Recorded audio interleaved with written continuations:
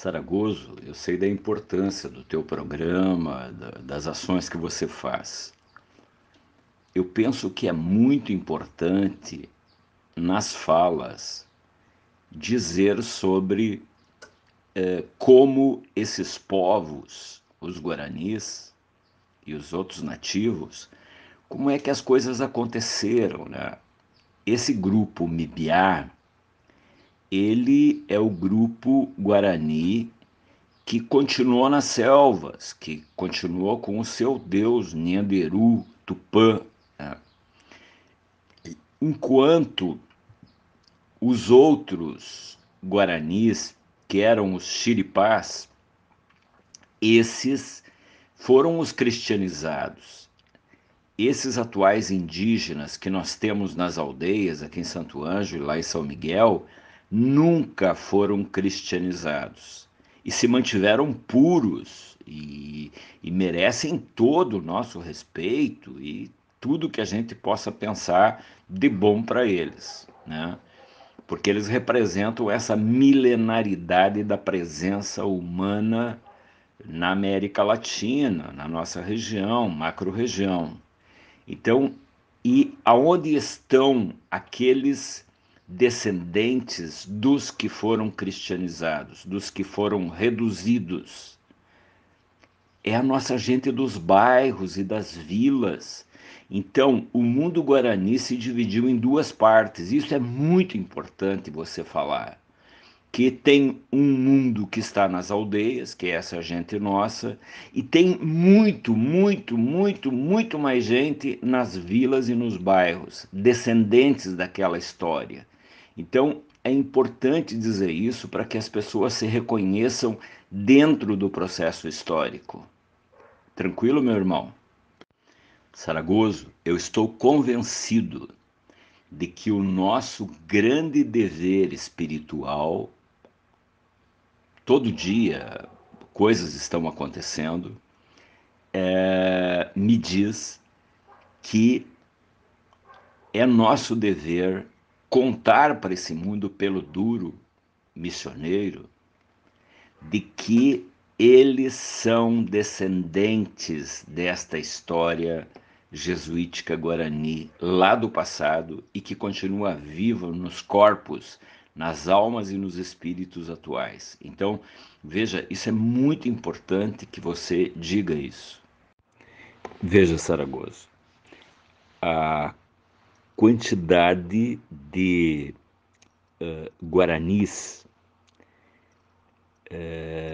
cristãos que viviam na região das Missões era cerca de 30 mil do lado atualmente brasileiro, mas no conjunto eram 130 mil pessoas que andavam de um território para o outro, né? Estamos falando de Paraguai,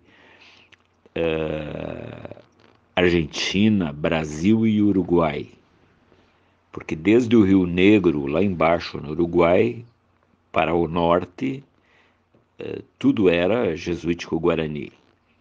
Com o final da Guerra Guaranítica, aqui onde nós vivemos hoje, daquelas 30 mil pessoas, morreram na Guerra Guaranítica menos de 3 mil. Ou seja, sobrou uns 27 mil pessoas. Para aquele 1756 é bastante gente. Lembrando sempre que uma série de famílias foram levadas para formar aqui no Salto do Jacuí, ali, as cidades ali de Cachoeira e Cachoeira do Sul hoje, né? Chamava Passo do Fandango o nome do lugar. Outro grupo importante foi formar a Aldeia dos Anjos, lá em Gravataí. Outro grupo foi para Viamão. Outro grupo foi para São José do Norte, lá do outro lado do Istmo, lá de Rio Grande. Ou seja, aos poucos essa gente foi de muitas maneiras sendo distribuídas pelo território, depois especialmente da Guerra Guaranítica e muito especialmente depois da expulsão dos jesuítas. que, com a presença do exército espanhol aqui na região, tratavam muito mal aqueles cristãos e eles foram se espalhando pelo território. Bom, quem é esta gente nossa dos bairros e das vilas, de hoje? São descendentes daqueles grupos todos e que foram se tornando meieiros, a terça, daquelas famílias portuguesas ou luso-brasileiras que foram ganhando terras na região e que você sabe bem, porque inclusive tu tens sobrenome dessa gente.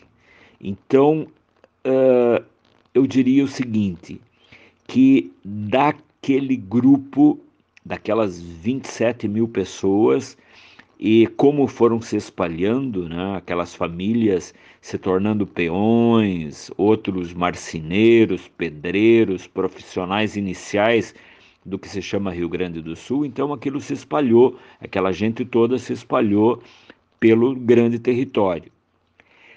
Dos que ainda se mantiveram, digamos, como indígenas aldeados na selva. Não se tem bem clareza do número, né? Mas é um número bastante grande distribuído pelos 4 países.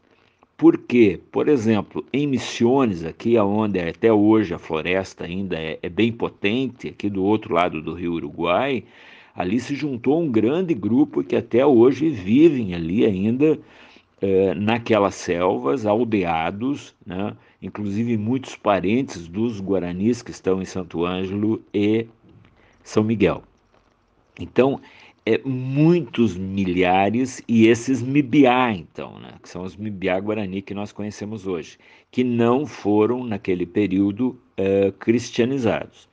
Então, são muitos milhares desses indígenas, e não só aqui, mas também ali no território de Santa Catarina, no território do Paraná, e muitos deles também foram se tornando o povo pelo duro que nós conhecemos.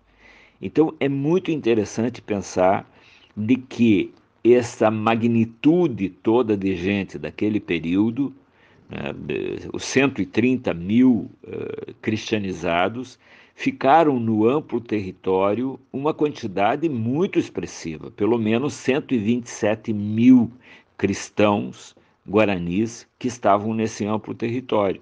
Então, a quantidade de guaranis que continuaram indígenas, vamos dizer assim, pelas selvas, é uma quantidade muito maior do que essa, obviamente, né?